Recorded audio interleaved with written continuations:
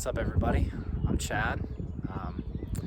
I am a hiking enthusiast. I love to backpack. I love to camp. I love to go hiking during the day. I love to go weekend backpacking.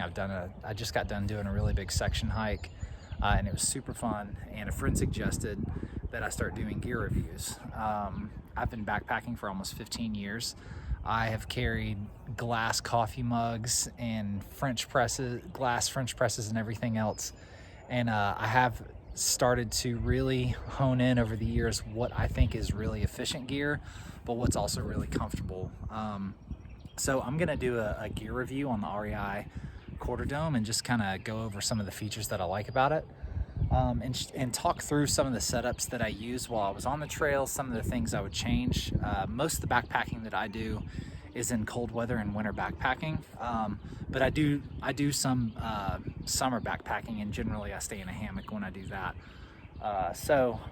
Yeah, I'm gonna go over some of the features. Okay, so one of the biggest features that I want to bring to your attention is the space that this one-person tent has. I shied away from one-person tents for a long time because I didn't think that they would really meet my needs as far as like storing all my gear, keeping everything dry, and giving me enough space to actually like live while I'm out there. But this thing really served me well. One of the biggest things about when you do actually set it up, or being able to have as much space as possible, is you want to make sure you pull everything out so that it's nice and taut all the way around.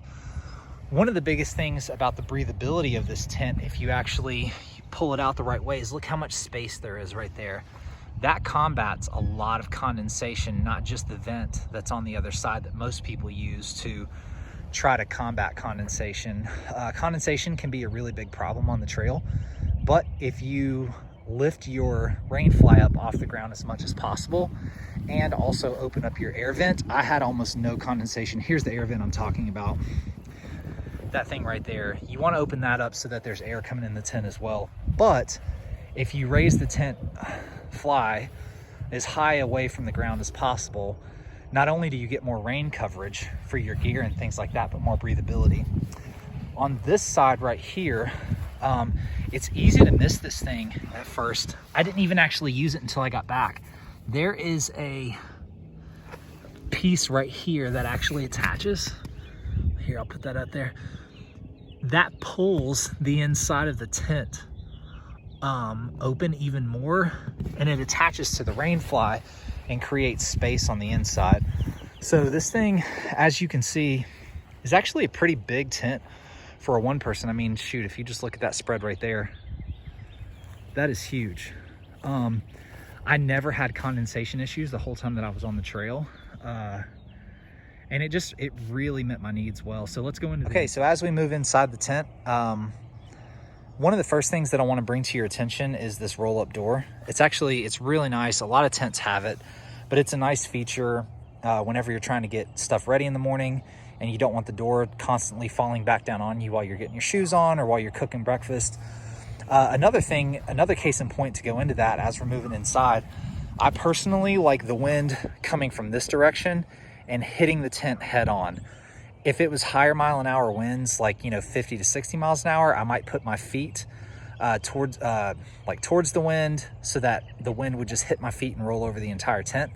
But if it's 20 to 30 mile an hour winds, I would prefer to have the wind coming straight into the other side of my tent so that I don't feel anything when I'm on this side.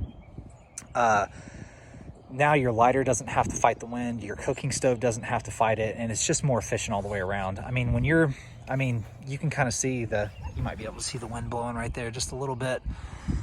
Basically, whenever you're right here, it's just like a no wind zone, and it's really nice. So let's go ahead and move inside. Okay, so time to show you how much space this thing actually has. I used a Big Agnes Q-Core sleeping pad, Mountain Hardwear sleeping bag, and a pillow. I'm 6 foot, 215 pounds, and I had plenty of space. So check this out. You've got the pillow in the head of the tent right there. And then whenever you go inside, I mean, that is insane. That's a huge amount of space. There's probably a half a foot down there at the end of the, I don't know if the video is showing it really well.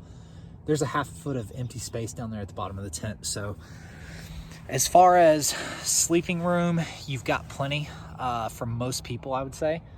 And one of the biggest reasons that people like two-person tents, mainly the thing that I heard was that they like to take all their gear out of their pack and put it inside of their tent. To each their own. Like I don't really like to be one of those people who nitpicks the details of how you want to camp. I personally, to save space, I had to put all of my stuff in my pack and put it in the vestibule. My tent, or my gear, never got wet while it was under there. I never struggled with condensation issues, and I had plenty of space while I slept. So one of the setups that I'm going to try differently, and I might go into this as the next video, is I'm going to use a Helinox cot and this foam mat instead. I have camped in really cold weather with no tent and just that setup with my sleeping bag, and the reason that I stayed warm is that I didn't have to fight the ground. But we can go into more of that on the next video. So overall, the REI Quarter Dome tent is a really good choice. You'll have plenty of space, but if you want to go with a two-person tent, even if you want to use the same tent with as the two-person, you'll have even more space. So pretty awesome tent. Hope you enjoyed the review, and hopefully this is the first of many reviews to come.